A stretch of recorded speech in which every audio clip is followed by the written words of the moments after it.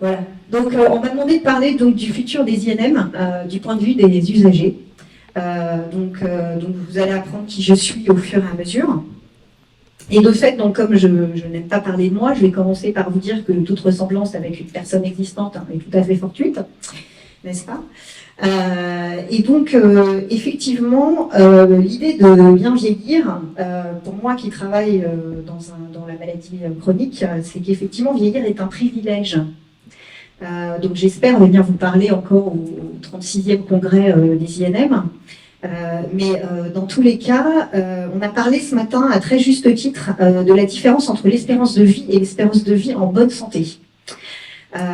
Donc elle est, alors j'ai pas lu les derniers chiffres, dis donc il y a eu des chiffres ce matin, mais disait Michel, je ne les ai pas eus, j'étais sur les anciens, on est quand même entre 10 et 15 ans, selon qu'on est un homme ou une femme, selon qu'on habite dans le Neuilly-sur-Seine ou à Sarcelles, hein, évidemment.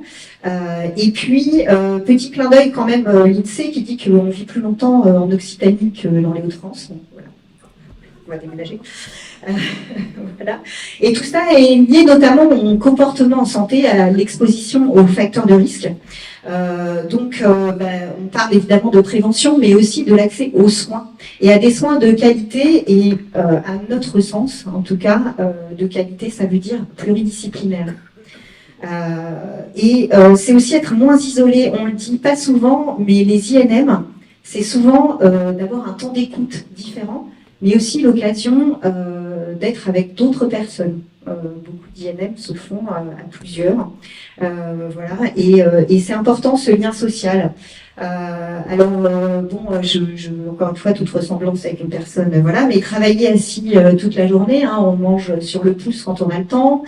Voilà, on n'a pas le temps de faire d'activité physique, on élève son enfant, on dort pas beaucoup ou pas bien, et puis on a peu de temps ou pas les moyens de se soigner. Donc, en parallèle, c'est vrai que tout le monde veut vieillir en bonne santé, et ça c'est important. Et ce qui est important, c'est pas aussi vieillir. C'est un sujet qu'on porte à la Ligue et qui est très important. C'est aussi de pouvoir être accompagné jusqu'à la fin de vie. Je sais qu'il y a des gens ici qui travaillent en soins palliatifs, donc c'est important de le rappeler que les INM sont aussi importantes jusqu'au bout. Voilà. Et puis, donc du coup, bien vieillir, hein, ça se joue dès le début du parcours. Donc voilà. Donc les INM, c'est en prévention, en accompagnement. Tout citoyen dès le début de sa vie, puisque ça ne se joue pas que quand on vieillit. Mais dès le début de sa vie, a droit à tout le système de santé global pour pouvoir effectivement avoir des comportements en santé qui sont bénéfiques et être soigné de la meilleure façon qu'il soit. Alors, je suis évidemment, au-delà d'être citoyenne, je suis représentante de la Ligue, d'une association d'usagers, de patients et de proches. On l'a dit ce matin, on n'oublie pas les aidants. Des personnes qui cherchent des solutions, des personnes qui cherchent des réponses, des personnes qui cherchent du temps, des personnes qui écoutent, qui accompagnent, et en complément des traitements, jamais en remplacement. Donc, je le disais, c'est des usagers qui n'osent pas, qui s'échangent les coordonnées et qui n'osent pas parler souvent à leur médecin de ce qu'ils prennent, de ce qu'ils font, par peur d'être jugés ou éventuellement d'avoir parfois même une réticence à avoir accès à certaines choses. Ce sont également des personnes qui sont en fragilité. On sait que les personnes malades, en tout cas selon l'Observatoire de la Ligue, se retrouvent dans des situations plus précaires qu'auparavant. Donc c'est aussi, si on ne fait rien, des personnes qui sont en proie à des dérives au mieux financières, au pire thérapeutiques, on parle d'interaction ou de toxicité avec les traitements, et des dérives sectaires. Pourtant, voilà, on voit sur le terrain, et on a fait une étude, puisqu'on parle ici du bien vieillir, on a fait dernièrement un questionnaire avec les UCOG des Hauts-de-France, et moins de 5% des personnes âgées de plus de 75 ans traitées pour un cancer ont accès à une structure de soins de support. Moins de 5%. Donc ça donne une idée du travail à faire. Et pourtant, c'est utile, on le sait, tu l'as dit, hein, voilà, pour l'observance des traitements, pour la tolérance des traitements, et évidemment pour une meilleure qualité de vie. Et on n'oublie pas les aidants quand on parle de personnes âgées, encore plus. Voilà. Je suis enseignant en activité physique adaptée.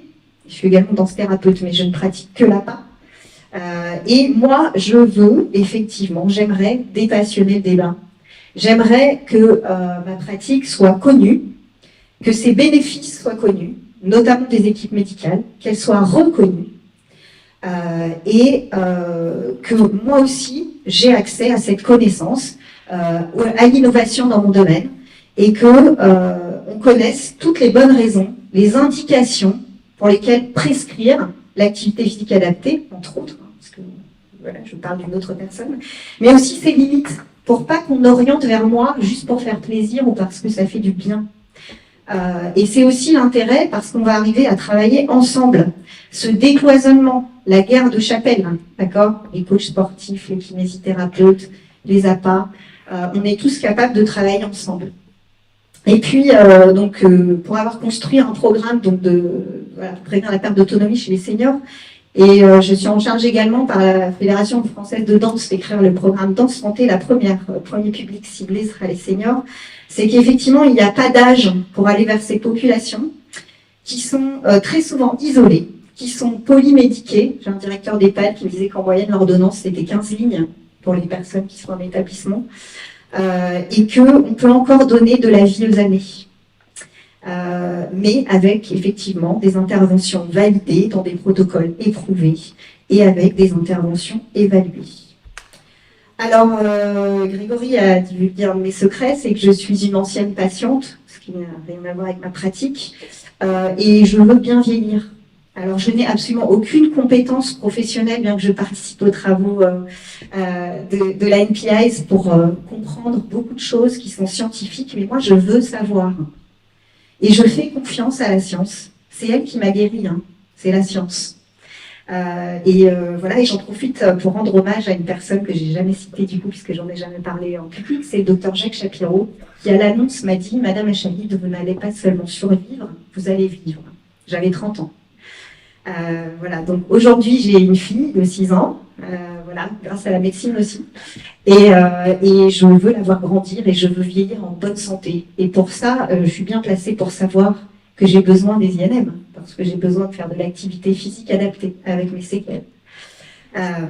Voilà, et puis je suis également membre de la NPIs.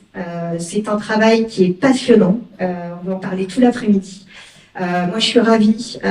Les événements s'enchaînent et les étoiles s'alignent. J'étais donc représentante des usagers, la seule aux assises de lutte contre les dérives sectaires. Et donc, Madame Agnès Firmin-Boudot, Madame la ministre, a annoncé la création, relancer les travaux d'un comité d'appui pour encadrer les pratiques de soins non conventionnels, voilà, les cartographier, les enregistrer, voilà, et qu'on puisse se faire connaître aussi, et ça c'est important. Et je voudrais qu'on s'attarde sur la dernière phrase, puisque une fois le cadre posé, c'est qu'il faut rappeler les abords positifs, et ça c'est l'évaluation, et c'est la NPIs, voilà.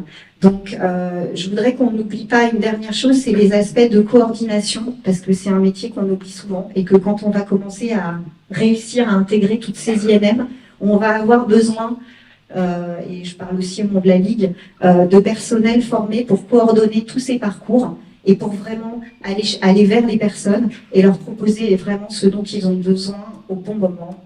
Il est temps, et je vous remercie.